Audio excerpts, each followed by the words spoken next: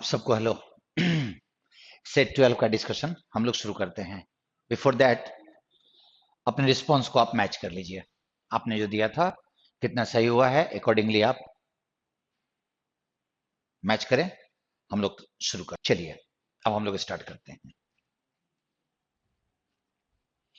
तुम्हारा पहला जो सेंटेंस अरेंजमेंट था ये थोड़ा कंफ्यूजिंग था इन अ वे कि वन के बाद advocates of a space program argue for spending huge amount of. अब इसको देखना है कि उसके बाद में तुमको पी भी अच्छा लगेगा, क्यू भी, क्यू एक गड़बड़ लग रहा है, लेकिन पी और एस दोनों अच्छा है। अब मैं यही बोलता हूं कि जब भी आपको सेंटेंस अरेंजमेंट बनाना हो तो कहीं ना कहीं देखो, सिंपली थॉट के बेस पे अगर कोई खास अरेंजमेंट है कि ये चार सेंटेंस ऐसे ही आएंगे तो उनके बीच में कोई लिंक तो होगा। बिना लिंक के तो अरेंजमेंट हो नहीं सकता है। और वो लिंक जरूरी नहीं है कि हर बार अंडरस्टैंडिंग बेस्ड ही हो, बहुत बार वर्ड पे भी लिंक मिल जाता है। जैसे मैं तुमको दिखाऊं कि जो स्पेस प्रोग्राम की वकालत करते हैं जो लोग, वो बोलते हैं कि बहुत सारा पैसा मार्स पे खोज के लिए, मार्स पे मिशन भेजने के लिए इस्तेमाल करना चाहिए। दीज इंथुजियास, ये जो उत्साही लोग हैं भाई, वो कौन से होंगे? दे आर ऑल्सो अनरियलिस्टिक, वो इस मामले में भी अनरियलिस्टिक है। अब तुम्हारा एस तो वन के साथ में सीधा बैठ ही रहा है ना, एडवोकेट्स और दीज इंथुजियास्ट, तो वन के साथ हम एस तो डालेंगे ही डालेंगे। अब एक में एस के बाद पी डाला हुआ है, एक में एस के बाद आर डाला हुआ है, ठीक है? क्योंकि देखो बहुत बार वो ऐसा करता है कि तुम अगर सिक्स देखो ना तो सिक्स से तुमको कोई हेल्प नहीं मिलने वाला है, कि जो मार्स पे जो रेस होगा वो एक फ्यूटाइल काम है, वाइल्ड गुज चेज हम लोगों ने 11 नंबर में बनाया था, निरर्थक काम है वो। इसको, इससे तुमको कोई हेल्प नहीं मिलेगा। अब तुमको लास्ट में पी डालना है, but there is no firm evidence of any valuable mineral. तो मिनरल का तो मटेरियल कि मार्स एक सोर्स ऑफ मटेरियल हो सकता है हमारे लिए। अब मटेरियल कौन सी चीज है? वहां तो खनिज ही होगा ना। तो तुम्हारा इसके साथ तुम्हारे ये वाले का कनेक्शन बैठ रहा है। सो तुम एस के साथ पी को डाल सकते हो, जबकि एस के बाद यहां आर डाल रहा है। आर तक बहुत अच्छा है, लेकिन उसके बाद they are also unrealistic about the cost of transportation. वो ट्रांसपोर्टेशन कॉस्ट को लेकर भी अनरियलिस्टिक है। अब समस्या ये है कि वो अनरियलिस्टिक है, तो यहां तो ट्रांसपोर्टेशन किस चीज का? मिनरल का ही ना। तो ये तो उसके पहले ही आएगा ना, क्योंकि ये बोल रहा है कि वहां कोई ऐसा सबूत नहीं है कि वहां पे वैल्यूएबल मिनरल पाए जाते हैं, तो वो तो उसके पहले ही रखना पड़ेगा। सो तुम्हारे इसके पहले ये जाएगा।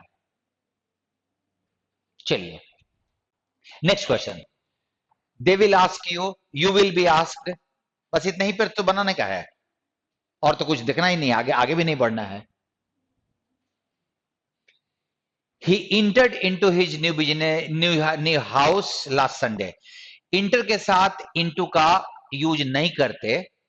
हाँ, इंटर के साथ इनटू का अगर आप यूज करते हो तो ये एक फ्रेजल वर्ब हो जाता है, जिसका मतलब होता है इनिशिएट अ न्यू वेंचर और रिलेशनशिप।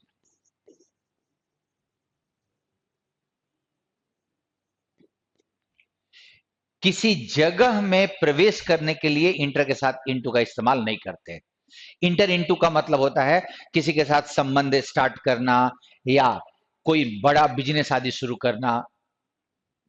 कोई कोई बड़ा नहीं, बिजनेस आदि शुरू करना।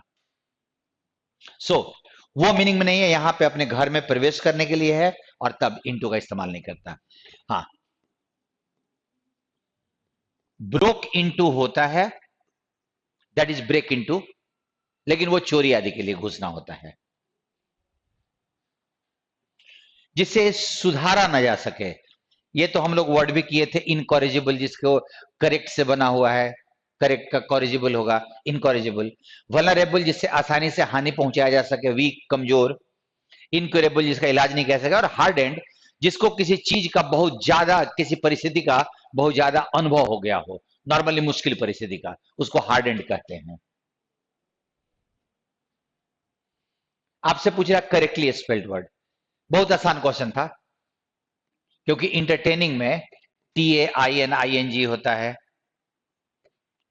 इंटर के साथ साथ। इंटरेस्टिंग, इंटरेस्टिंग, और ये भी तो, वो भी तो इंटरेस्टिंग ही दिया हुआ था। तो ये क्वेश्चन बहुत आसान था, एक्सप्लेन करने का कोई मतलब नहीं बनता। यहां पे अच्छा है, it was a crime of passion of such disfiguring violence that Victorian London dash scandalised. अब जरा तुम इस क्लोसेस को बनाने के समय में, आई डोंट नो तुम्हारी कितना सही हुआ होगा, लेकिन एक बात समझना कि मोटा मोटी इसमें बहुत सारे मैटर्स, जो बात जो लिखी हुई है, वो तुमको समझ में नहीं आया होगा, और तुम्हें ये लगेगा कि तुमको अगर बात समझ में नहीं आए तो तुम भरोगे कैसे। प्रॉब्लम ये है कि तुम्हारे पास क्वेश्चन नंबर 1 में वर्ब का फॉर्म दिया हुआ है, क्वेश्चन नंबर 8 में प्रीपोजिशन दिया हुआ है, और इन दोनों के लिए तुमको पैसेज का मतलब समझ में आने की जरूरत नहीं था। हाँ, तुमको 1 नंबर, 7 नंबर, 9 नंबर और 10 नंबर के लिए जरूरी था, लेकिन 1 एंड 6 एंड 8 के लिए जरूरी नहीं था।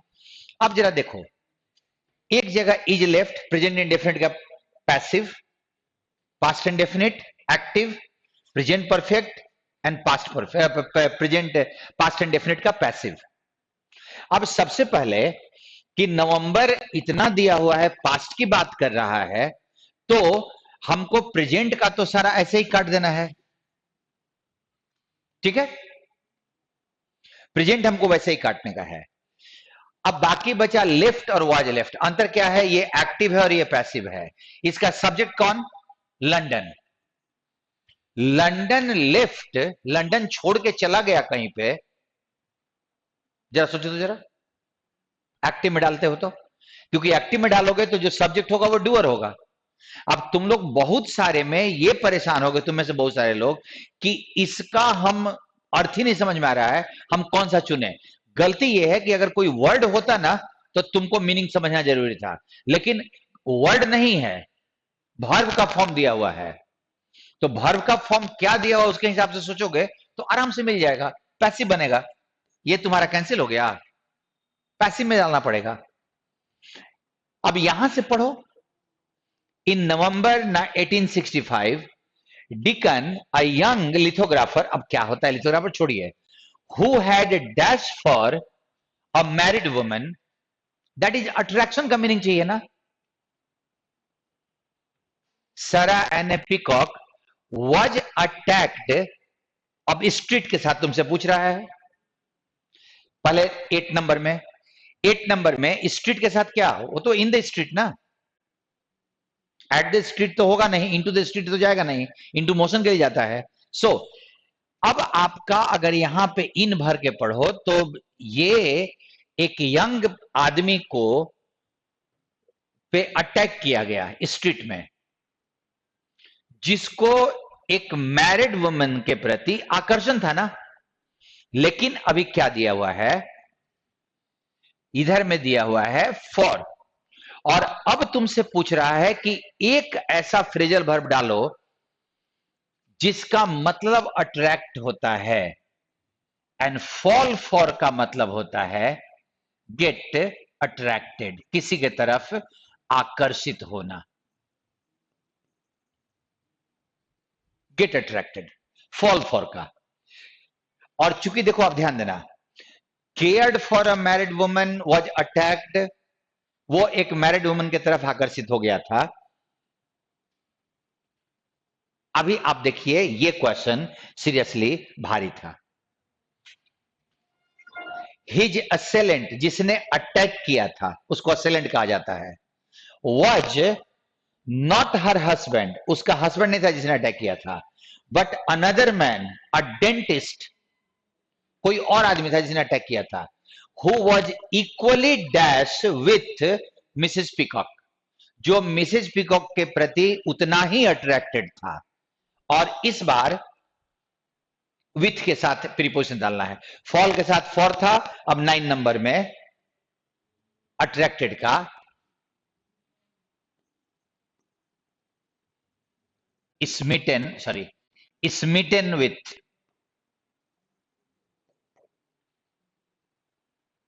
दैट इज किसी के प्यार में डूबा हुआ। अब जरा आप सोचिए कि आपके पास इस बार का क्वेश्चन सीरियसली थोड़ा सा भारी था। एंड देयरफॉर सॉ डिकन, और इसीलिए वो डिकन को कैसा मानता था, ये तो बड़ा क्लियर हो गया ना, राइवल ना, ओपोनेंट नहीं, ओपोनेंट प्यार में ओपोनेंट नहीं होगा, राइवल, दो लोग एक ही से प्यार करते हैं तो दोनों एक दूसरे के प्रतिद्वंदी हैं। चलिए आगे बढ़ते हैं, पिछले वाले क्लोसेस में आपका कितना सही था उसके हिसाब से जरा देखिएगा, रियलाइज कीजिएगा कि अगर वो थोड़ा सा क्लोसेस को टफ करे तो आप कितना सरवाइव कर पाते हो, ये अपने आप को चेक करना। इनकॉन्ग्रुअस, इनकॉन्ग्रुअस मतलब जिसमें आपस में कोई तालमेल नहीं हो, बेमेल, और हारमोनियस एकदम मेल वाला। कंट्राडिक्टिंग, इल मैच्ड, कन्फ्लिक्टिंग, ये सब इसका सिनोनिम हो जाएगा, और हमको देना है ऑपोजिट। हारमोनियस आपस में हार्मनी है। देखो फिर से यहां फ्रेज दिया हुआ है, स्लिप इनटू वंस ओल्ड वे, फिर से पुराने रास्ते पे चल पड़ना, वही पुराने रास्ते पे अपने काम में लग जाना। So he slipped into his old ways, फिर से वो and started drinking again, phrase दिया हुआ है।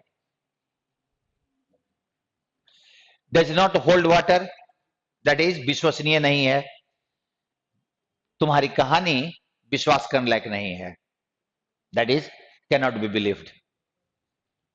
इस बार के पेपर में जरूर बताइएगा मेरे को कि आपकी एक्यूरेसी कैसी रही है, क्योंकि आप में से कुछ लोग, बाकी लोग तो पता नहीं क्यों जवाब नहीं देते हैं, लेकिन जो लोग जवाब दे रहे हैं वो प्लीज आप जरूर बताना कि आपकी एक्यूरेसी कैसी रही है, क्योंकि यहाँ पेपर में कुछ क्वेश्चंस तो बड़े अच्छे अच्छे आए हैं, तो मेरे को आपको एक्यूरेसी देखने का मन करेगा। इसमें देखो, तुम्हें बेनिफिशेंट, बाउंटियस का मतलब नहीं भी आता है तो ये क्वेश्चन में बन जाएगा, क्योंकि तुमको पता है कि exercise is beneficial to good health, वो आपका बन जाएगा। बाकी बेनेफोलेंट, बेनेफोलेंट का मतलब मैग्नानिमस, उदार,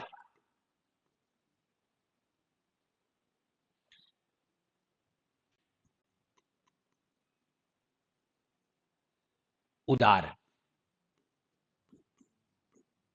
सेम बेनिफिशेंट, सेम बाउंटियस, परोपकारी, दानी, उदार।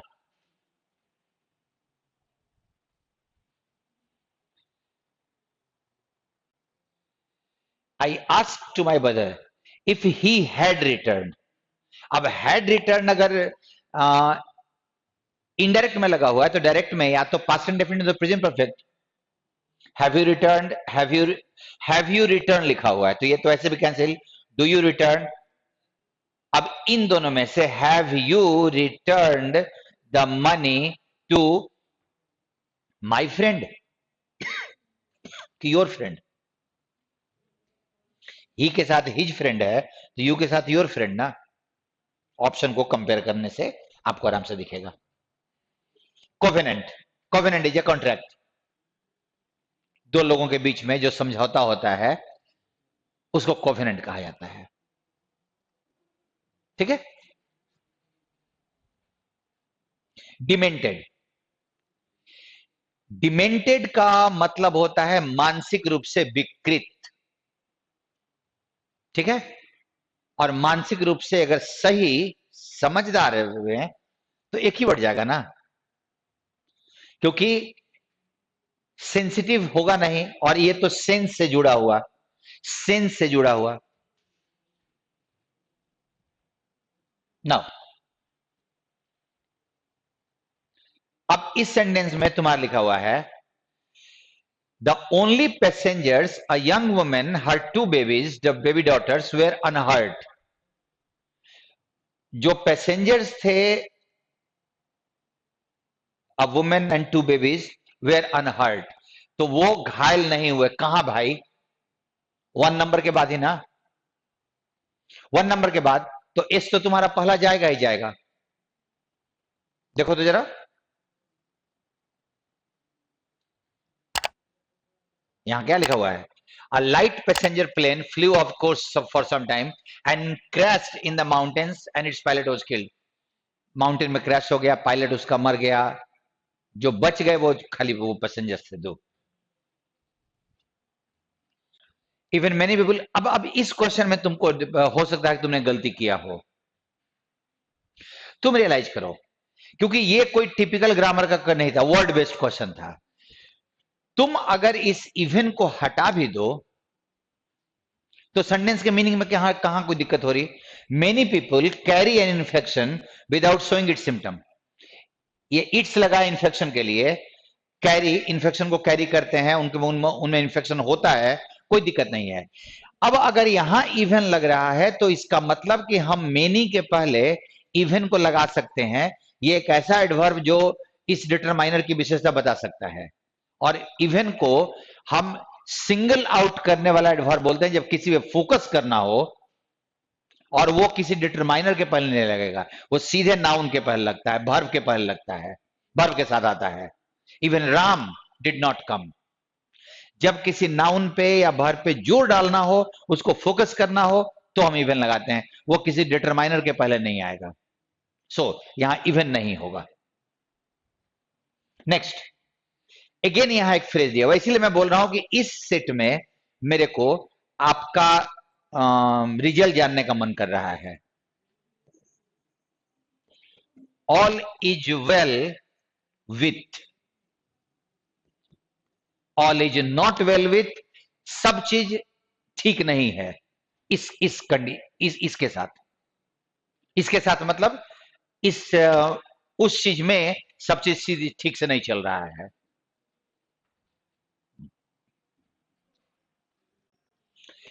राज could not pay the bill so he asked the owner to put it in the cuff. On the cuff का मतलब होता है ना, खाते में लिख लेना, मतलब क्रेडिट पे डाल दो, कर्जा में रख दो. ऑन द कफ, ये आसान था. एट 4 PM दिस मॉर्निंग ना, sorry at 4 AM this morning, तो पी तो अंतिम जाना ही था ना, सिंपल यहां से डाल दो. 6 के पहले तुम्हारा पी ही आ सकता है.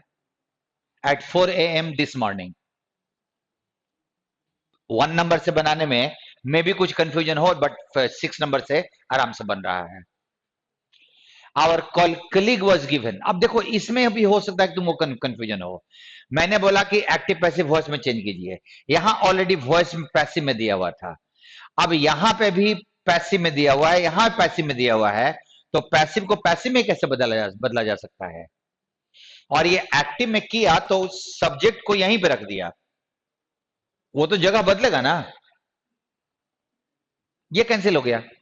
सो गेव सही था, बट कलीग यहीं पे चला आया. We gave our colleague. हो सकता है कि तुमने बी और सी में देखे पैसिव को पैसिव में ही छोड़ दिया हो. वॉइस चेंज करने में पैसिव का एक्टिव करते हैं, एक्टिव का पैसिव करते हैं, सेम वॉइस नहीं छोड़ते. अगेन एक क्वेश्चन, शेड के पहले इन लगता है. शेड के पहले इन द शेड होता है, not under the shade. Under the tree हो सकता है, बट इन द शेड होगा. याद करना है, शेड के पहले इन लगता है.